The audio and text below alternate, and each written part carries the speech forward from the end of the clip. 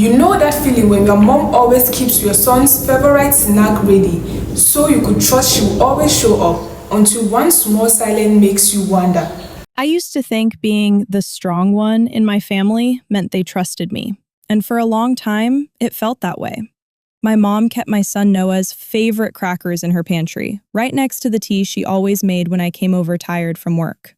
My dad called him Little Man and let him sit in his lap while they watched old car shows together. Even my sister Brielle, who somehow made every room orbit around her, would smile when Noah ran to her with sticky hands and a toy dinosaur. So when Noah got sick, I didn't panic at first. I thought, okay, we have family, we have people, we have the kind of love that shows up when things get scary. That morning, my mother texted me a picture of Brielle's recovery flowers and wrote, "Big day for your sister." I stared at it while Noah curled against me, whispering that his stomach hurt again. Before we continue, please hit the like button, subscribe to the channel, and turn on the notification bell for updates. I rubbed his back and told myself it was probably something he ate. Noah was 6, and at that age, stomach aches had 100 small explanations. Too much juice, too many crackers, running around after breakfast.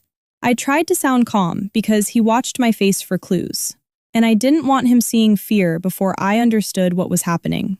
My mom texted again before I could answer the first message. "Brielle's nervous but excited. Your dad is picking up her prescriptions now." I typed, "That's good," then deleted it. Noah made a small sound against my side, the kind of sound kids make when they're trying not to cry because they think crying will worry you. That was when I set the phone down and pressed my palm to his forehead. He wasn't burning up, but he looked wrong. Pale around the mouth, too quiet. I called my mother. She answered on the third ring, cheerful and distracted, with noise in the background like plastic bags and car keys. "Hey honey, is everything okay?" I looked down at Noah curled on the couch, one hand tucked under his stomach. "Noah's not feeling well. His stomach hurts pretty bad." Her voice softened right away. "Oh, poor baby. Give him some water, maybe toast. You know how kids are." That comfort should have settled me. It almost did. My mother had always sounded steady in small emergencies. When Noah scraped his knee, she knew which ointment to use. When he had a fever at 3 years old, she came over with soup and sat beside me until midnight. So I wanted to believe this was one of those moments, something ordinary, something we would get through with tea, blankets, and advice. But then she added, "I can't really talk long. Brielle's discharge window got moved up, and she's emotional." I paused. "Right. Her surgery was today." "Yesterday evening," Mom corrected quickly. "Today is the hard part, recovery." Noah whimpered, and the sound cut through the room. My fingers tightened around the phone. "Mom, he's really hurting." "I know, honey. Just watch him for a little bit. And please don't text Brielle about it. She needs calm energy right now." I didn't answer immediately, because the house suddenly felt too quiet. The cartoons were still playing, bright colors flashing across the wall, but Noah wasn't watching anymore. He was gripping my sleeve with damp fingers, breathing in short little bursts. I told my mother I'd call her back and lifted Noah into my arms. That was the first moment I felt it, the tiny crack under all that family warmth. Not fear yet, just the uneasy feeling that when I needed them to look toward us, they were already looking somewhere else. Everything after that felt different. By the time I got Noah into the car, he had stopped arguing with me. That scared me more than the crying. Noah hated hospitals. He hated the smell, the lights, the way nurses talked too gently when they were trying not to worry you. Normally, if I even mentioned a doctor, he would ask a dozen questions from the back seat. Was it going to hurt? Would they give him a shot? Could he bring his dinosaur? But that morning, he just leaned against the booster seat with his knees pulled up, one hand pressed hard to his stomach. I kept glancing at him in the rearview mirror, forcing my voice to stay even. "We're just going to get you checked, okay? Grandma said it might be nothing." He didn't answer. The emergency room was already crowded when we arrived. A man was coughing into a paper mask near the entrance. A toddler cried into her father's shoulder. The fluorescent lights made everyone look tired and colorless. I carried Noah to the front desk because he said walking made it worse, and the nurse looked at him once before her expression changed. That was the first time someone outside my body seemed to feel the same alarm I was trying to swallow.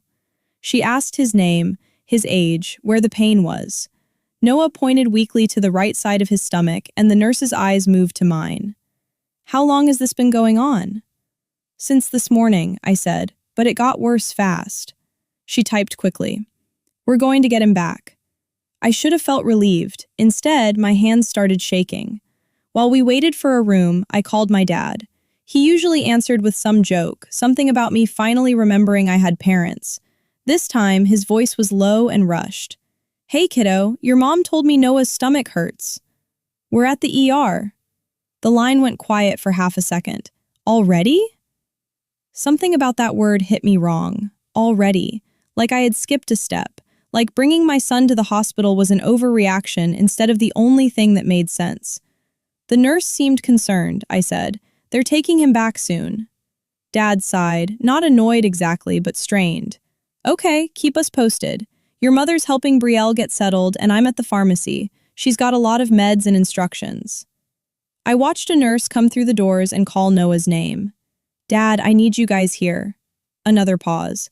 We'll see what we can do.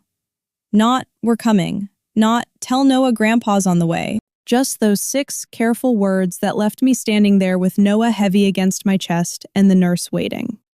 In the exam room, everything moved faster. Blood pressure cuff, temperature, questions. A doctor pressed gently on Noah's stomach, and Noah cried out so sharply that my own eyes filled before I could stop them.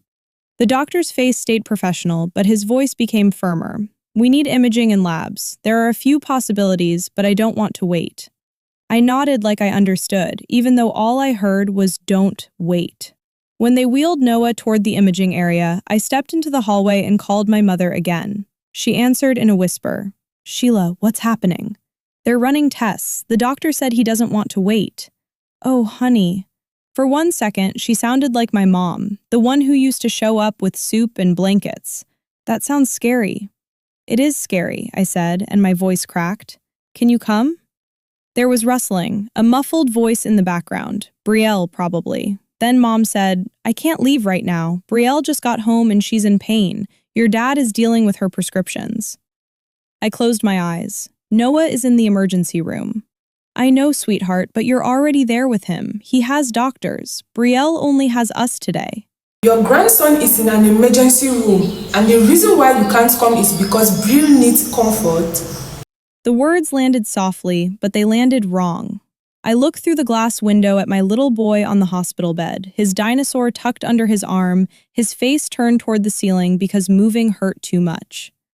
For the first time that day, I stopped asking myself whether I was being dramatic, and I started wondering why my son's emergency still sounded, to them, like something that could fit around my sister's recovery. The test results came back in pieces. First, a nurse returned and checked Noah's vitals again. Then another nurse came in and asked when he last ate. Then the doctor stepped out of the room with a tablet in his hand, speaking quietly to someone at the desk before he came back inside. That was when I knew the day had changed. He pulled the curtain closed like privacy could soften what he was about to say. Shiela, he said, Noah has signs of acute appendicitis. There's inflammation and we're concerned about progression. We're calling surgery. The room tilted. I heard the word surgery, but my mind rejected it. Surgery was something that happened after planning, after phone calls, after family arrived and sat in hard plastic chairs with coffee. Surgery was not supposed to drop into the middle of an ordinary morning while my son lay curled around a stuffed dinosaur. How soon? I asked. We're moving quickly. Noah looked at me, eyes wet and confused. Mommy? I took his hand so fast I nearly tripped over the chair. I'm right here, baby. The doctor kept explaining, but the words came at me in fragments. Specialist, operating room, consent, insurance authorization, possible complications. I nodded at everything because stopping him felt dangerous, like if I slowed the conversation down, Noah's body would keep getting worse while I tried to understand the paperwork. A hospital coordinator came in next. She was kind, but kind didn't make the numbers disappear. There was an insurance delay, something about coverage verification, and an urgent specialist fee that might have to be handled upfront or guaranteed before they could move certain steps without administrative hold. She explained it carefully, like she had delivered terrible practical news to terrified parents before. I stared at the form in my hand. The amount was impossible for me that day. My paycheck had gone to rent, utilities, groceries, Noah's school fees, and the car repair I still hadn't recovered from. I had some savings, but not enough, not nearly enough. And all I could think was that my parents had always talked about an emergency fund, family money, money for when something truly serious happened. So I called my father first. He answered on the second ring. Any update? He needs surgery, I said. The words broke coming out of me. I hated that. I hated sounding small. But there was no way to say, my 6-year-old needs surgery and still sound normal. Dad went silent. Then he said, surgery? Are they sure? Yes, they're sure. They're calling surgery now, but there's an insurance issue and I need help with the upfront part. I can pay you back. I just need… How much? I told him. The silence after that was longer. I could hear cars passing wherever he was. I could hear him breathing. I waited for him to say, okay, we'll handle it. I waited for the father who bounced Noah on his knee, who called him little man, who once told me family didn't let family drown. Instead, he exhaled. Shiela, that's a lot. I know it is. We just spent a lot this week. My hand tightened around the phone. On what? He didn't answer right away, and that half second told me before he did. Your sister's procedure. You knew that.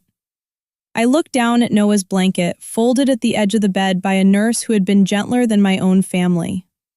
Dad, this is emergency surgery. I understand that. No, I don't think you do. Noah needs surgery now. I'm not saying he doesn't. I'm saying we don't have that kind of money sitting there after everything with Brielle. After everything with Brielle. Like cosmetic surgery had happened to her. Like it was a crisis that had fallen out of the sky. Like my son's inflamed appendix had chosen an inconvenient week. I hung up before I said something I couldn't take back, then immediately called my mother because some childish part of me still believed she would fix the sentence my father had just broken. She answered in a hushed voice. Shiela, I'm sitting with Brielle. Can this wait a minute? No, I said, it can't. Noah needs surgery. There's a payment problem, and Dad said you spent the emergency money. She made a soft, frustrated sound. Not fear, not shock, frustration. It wasn't emergency money, honey. It was savings. You always said it was for family emergencies. Well, this was important too. My face burned. I turned toward the wall. Mom, Brielle chose surgery. Noah didn't choose this. That's not fair. Your sister has struggled with her confidence for years. I stared at the beige hospital wall, at a tiny chip in the paint near the corner, because if I looked at Noah, I would fall apart. Are you hearing yourself? I am hearing you, she said, her voice tightening. And I know you're scared, but you need to calm down. The doctors aren't going to just abandon him. The word abandon hit somewhere deep and ugly, because the doctors were there, the nurses were there. Strangers were moving faster than the people who claimed to love him most. My phone buzzed while she was still talking. A notification from the family group chat. Brielle had sent a photo.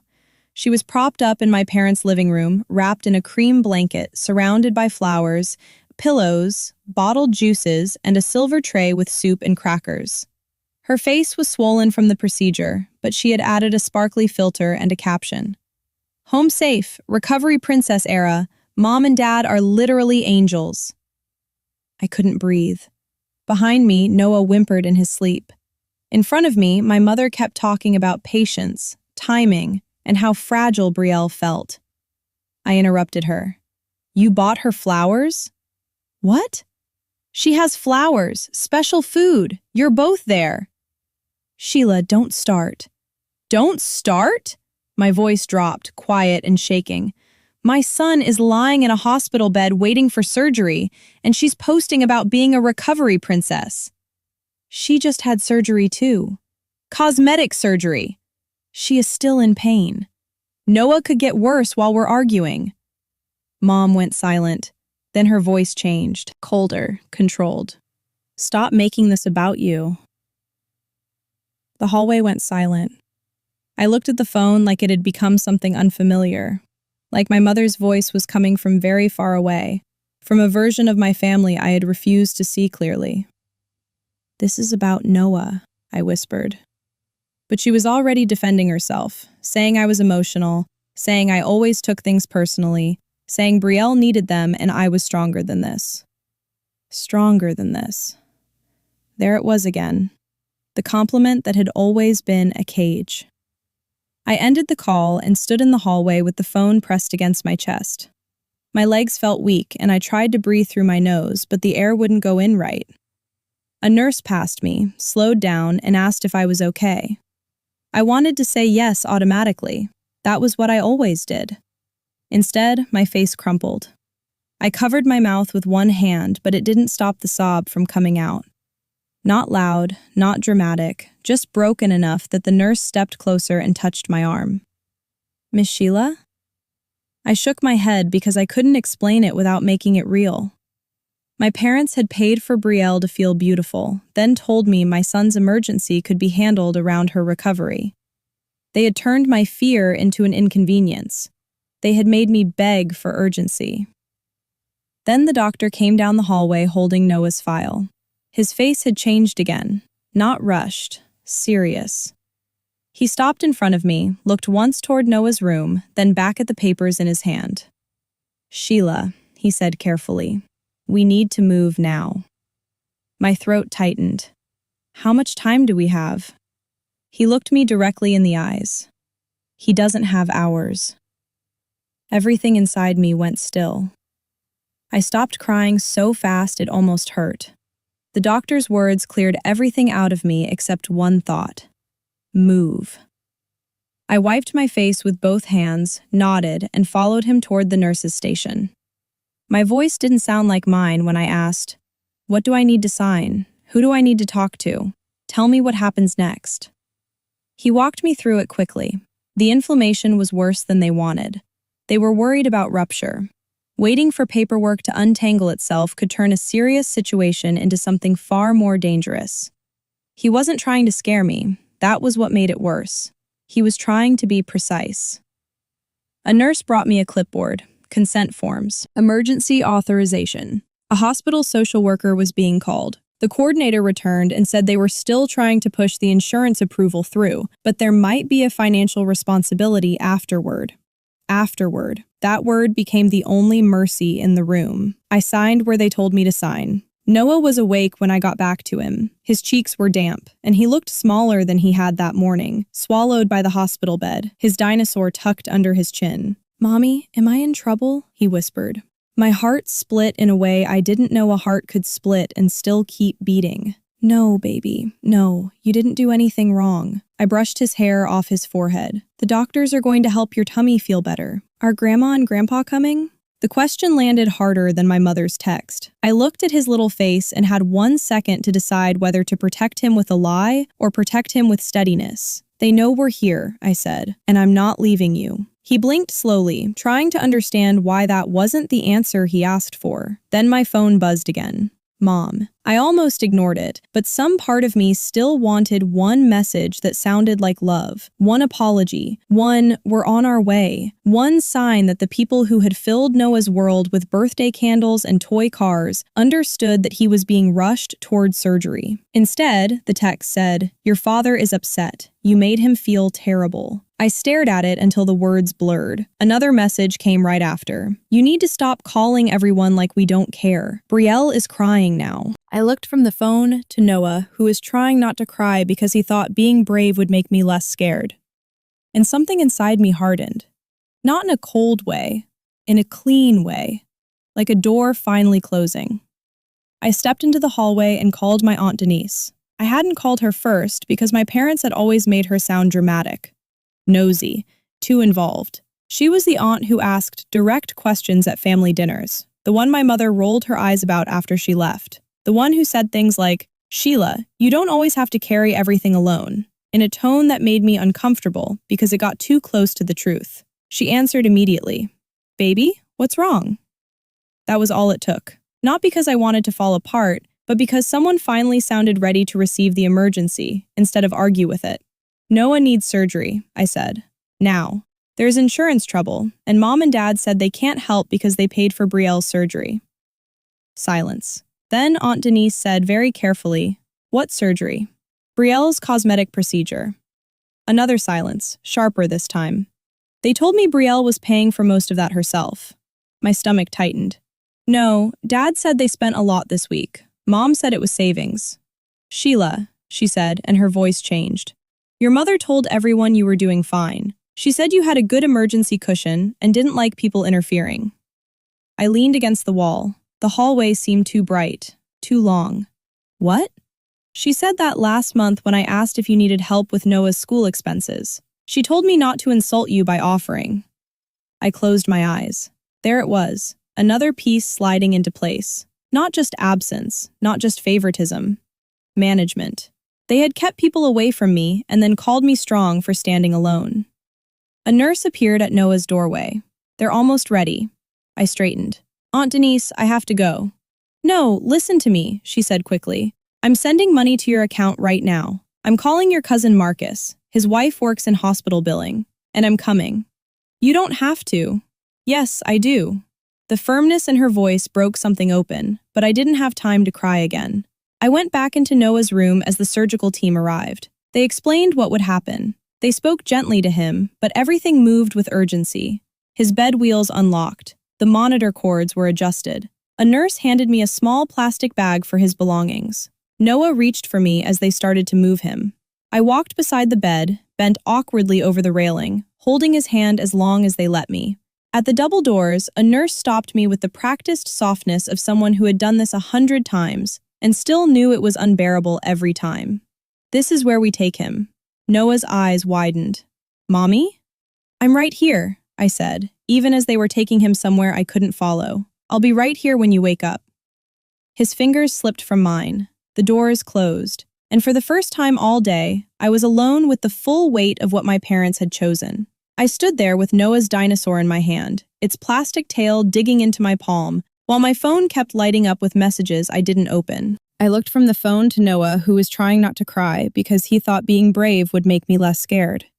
And something inside me hardened. Not in a cold way, in a clean way. Like a door finally closing. I stepped into the hallway and called my Aunt Denise. I hadn't called her first because my parents had always made her sound dramatic, nosy, too involved. She was the aunt who asked direct questions at family dinners, the one my mother rolled her eyes about after she left. The one who said things like, "Shiela, you don't always have to carry everything alone," in a tone that made me uncomfortable because it got too close to the truth. She answered immediately, "Baby, what's wrong?" That was all it took. Not because I wanted to fall apart, but because someone finally sounded ready to receive the emergency instead of argue with it. "Noah needs surgery," I said, "now. There's insurance trouble, and Mom and Dad said they can't help because they paid for Brielle's surgery." Silence. Then Aunt Denise said very carefully, "What surgery?" "Brielle's cosmetic procedure." Another silence, sharper this time. "They told me Brielle was paying for most of that herself." My stomach tightened. "No, Dad said they spent a lot this week. Mom said it was savings." "Shiela," she said, and her voice changed. "Your mother told everyone you were doing fine. She said you had a good emergency cushion and didn't like people interfering." I leaned against the wall. The hallway seemed too bright, too long. "What?" "She said that last month when I asked if you needed help with Noah's school expenses. She told me not to insult you by offering."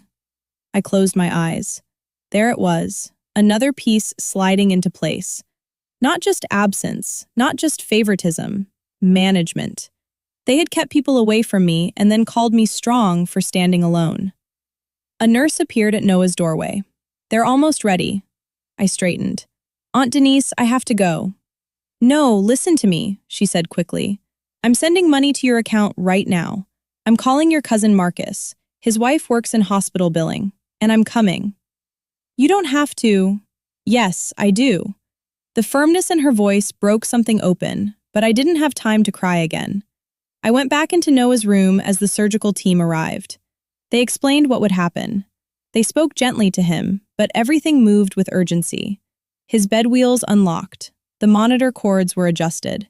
A nurse handed me a small plastic bag for his belongings. Noah reached for me as they started to move him.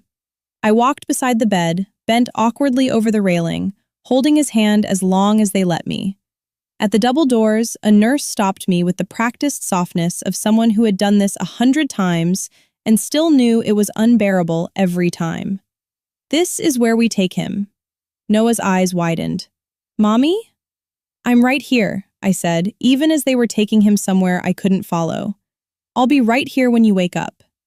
His fingers slipped from mine. The doors closed. And for the first time all day, I was alone with the full weight of what my parents had chosen.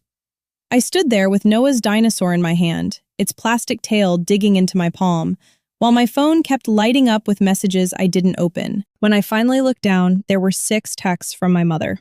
"Sheila, answer me. You're scaring Brielle. Your father and I are doing our best. You don't understand how much your sister needed this.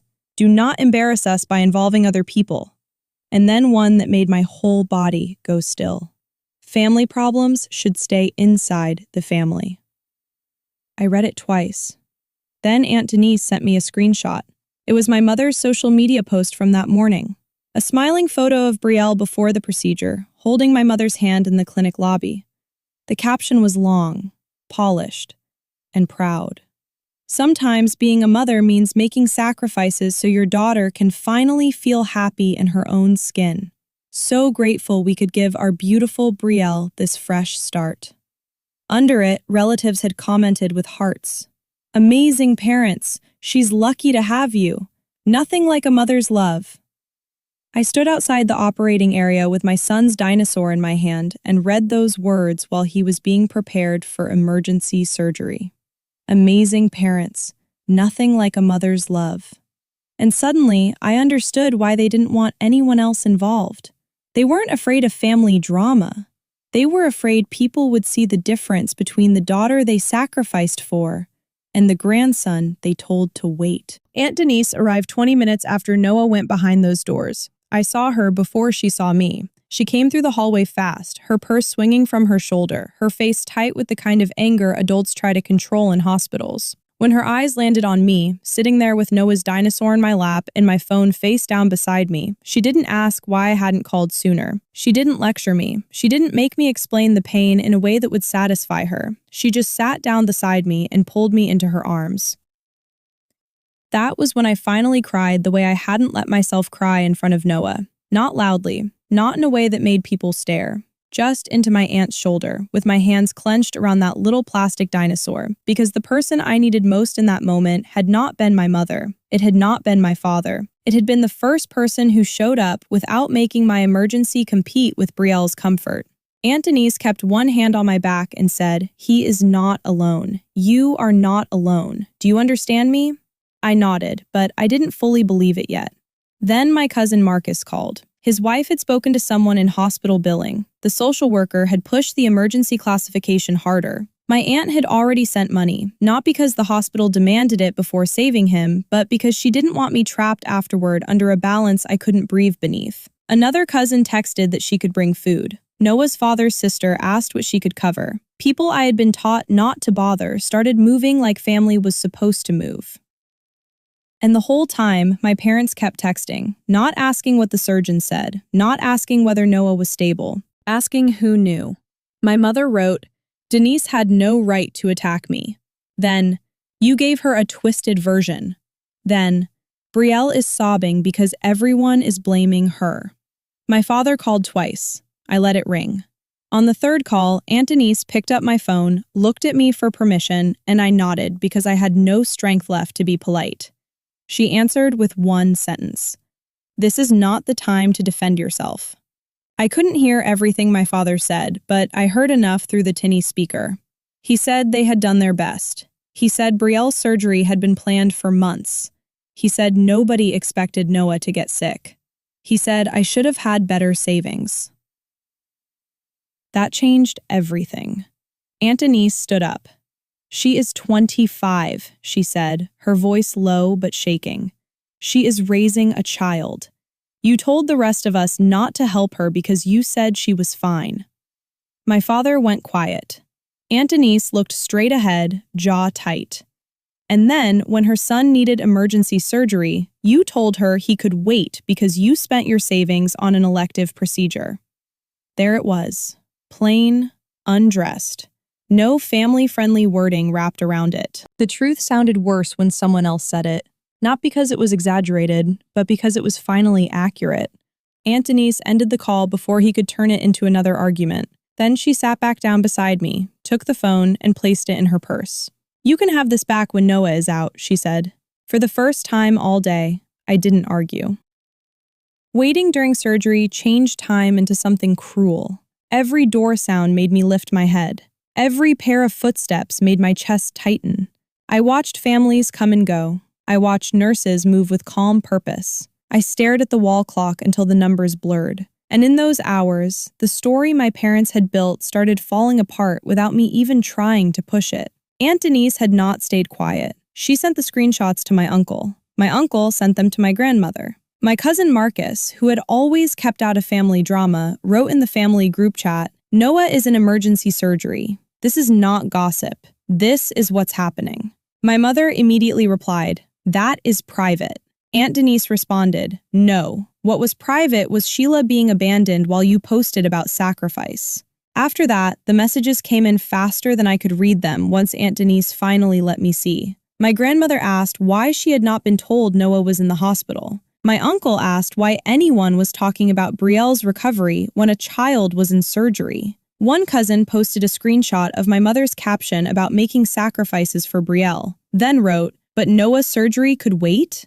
Nobody needed me to make a speech. The contrast did it for me. My parents had wanted the family to see flowers, gratitude, and a beautiful act of motherhood. They had not expected anyone to see me sitting outside an operating room, holding my son's toy, trying to figure out why my child's pain had been treated like bad timing. When the surgeon finally came out, I stood so fast my knees almost buckled. He removed his mask and said Noah was out of surgery. They had gotten to him in time. It had been serious, more serious than he liked. But Noah was stable, and if recovery went as expected, he was going to be okay. He was alive. I heard the words. I understood them, but my body reacted before my mind did. I covered my face and sobbed right there in the hallway. Not because everything was fixed, but because my son had survived the delay that should never have happened. Aunt Denise held me up. A nurse smiled gently as she passed. For the first time since that morning, the air went all the way into my lungs. When they let me see Noah, he was pale and groggy, tucked under a warm blanket with tape on his hand and his eyelashes resting against his cheeks. I sat beside him and placed the dinosaur near his pillow. His eyes opened just a little. "Mommy," he whispered, "I'm here. Did Grandma come?" The question still hurt, but it didn't knock me down this time. I touched his hair and said, "Aunt Denise is here. And Marcus called, and lots of people are checking on you." He was too tired to understand everything, so he only blinked and drifted again. But I understood. I understood exactly who had shown up. By that evening, my parents finally arrived at the hospital. Not when Noah was being rushed in, not while I was signing forms with shaking hands, not while I was begging for help. They arrived after the surgery was over, after the family knew, after their phones had started filling with questions they couldn't polish into something flattering. My mother walked in first, carrying a gift bag from the hospital shop. My father followed behind her, looking older than he had that morning and angry in a way he was trying to hide. Mom's eyes went straight to Aunt Denise, then to me. "We came to see our grandson," she said. I stood up from the chair beside Noah's bed. He was asleep. The room was dim. Machines beeped softly beside him. Everything in me wanted peace, but not the kind of peace that required me to swallow the truth again. "Not right now," I said. My mother's mouth tightened. "Shiela, don't do this." "I'm not doing anything. Noah is recovering. We are his grandparents. You were his grandparents this morning, too." The room went still. My father looked away. My mother's face shifted, first wounded, then defensive. "We didn't know it was that serious. I told you he needed surgery. You were panicking. The doctor told me he didn't have hours." She opened her mouth, but nothing useful came out. Aunt Denise stood behind me, silent, and that silence gave me more courage than any speech could have. For once, I was not standing alone while my parents decided what version of reality everyone had to accept. My mother lowered her voice. We helped your sister because she needed us. And Noah needed you, I said. I needed you. You chose not to come until people found out. Her eyes filled, but I couldn't tell if it was guilt or humiliation. Maybe both, maybe neither. Then she said the thing that ended any doubt I had left. You embarrassed us. That was the truth. Not, I'm sorry. Not, we were wrong. Not, how is he? You embarrassed us. I felt something inside me settle. The last little piece of hope that had kept reaching for her finally stopped. I stepped toward the door and held it open. You can leave. My father said my name, softly this time, like he was trying to reach the daughter who would usually fold under the weight of disappointing him. But that daughter had spent the day outside an operating room learning the difference between family love and family image. So I repeated, you can leave. They did not leave gracefully. My mother cried, my father said this was cruel, Aunt Denise told them the hallway was not the place. A nurse appeared near the door, not interfering, just present enough to remind everyone that this was a hospital room, not my mother's living room. Finally, they walked out, and the room became quiet again. In the days that followed, Noah recovered slowly. He slept a lot. He asked for juice, then didn't drink it. He complained about the tape on his skin and asked if his dinosaur had also had surgery. I laughed for the first time in days when he said that, and the laugh turned into tears before I could stop it. But they were different tears. The danger had passed. The truth had not.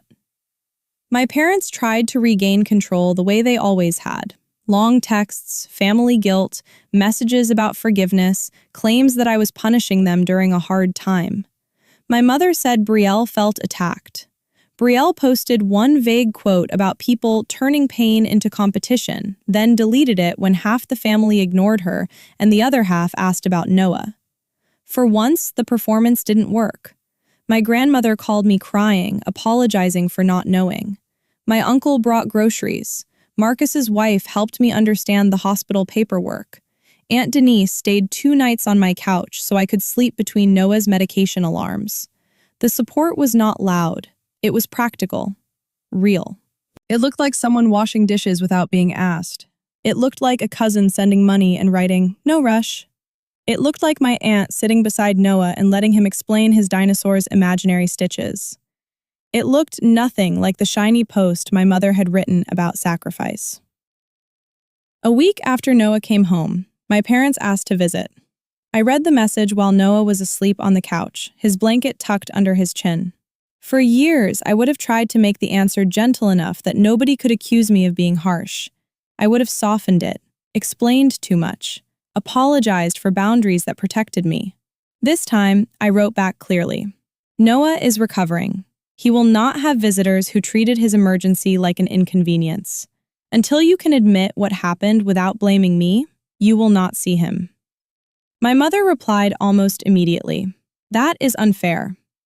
I looked at Noah sleeping safely in our small living room, at the get well cards lined up on the TV stand from people who had actually helped, and I did not feel the old pull to fix her feelings.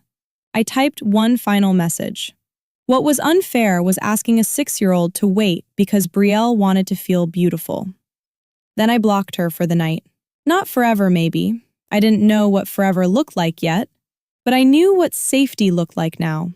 I knew what love looked like when it did not need an audience. I knew what help sounded like when it came without resentment. Noah got stronger each day. The color came back to his face. He started walking slowly around the apartment, one hand on his stomach, giving me serious updates about his battle scar. Every time he smiled, relief moved through me so sharply it almost hurt. And with that relief came grief, because I had not only almost lost my son, I had lost the version of my family I kept trying to protect. That truth changed me. The version where my mother's tea meant comfort, where my father's nickname for Noah meant devotion, where being strong meant being respected instead of abandoned. That family had never fully existed, not the way I needed it to. And once I saw that, I couldn't unsee it. But the life after that day did not become empty. It became quieter, cleaner, more honest. Aunt Denise came every Sunday for a while. Marcus checked on the bills. My grandmother called Noah every evening until he was tired of retelling the same hospital story. The people who showed up did not ask me to shrink my fear so they could feel innocent. They did not tell me to keep family problems inside the family while my child was being wheeled into surgery. They simply came. Months later, Noah asked why Grandma and Grandpa didn't come over anymore. I sat beside him on his bed, careful with the truth because he was still little, but honest enough that I would not build another pretty lie around their choices. I told him, sometimes grown-ups make choices that hurt people, and when that happens, we take space until they can be safe again.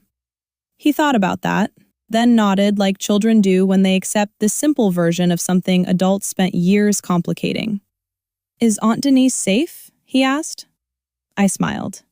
Yes, Aunt Denise is safe. He went back to arranging his dinosaurs, and I sat there watching him, feeling the strange ache of a wound that was finally clean. My parents paid for my sister's cosmetic surgery and told me my son's emergency surgery could wait. That sentence still feels unreal sometimes. But what happened after is just as true. My son lived. The truth came out. And I stopped handing my parents chances they had never earned. Sometimes the hardest part isn't realizing who didn't show up, it's accepting what that says about the relationship you thought you could trust, isn't it?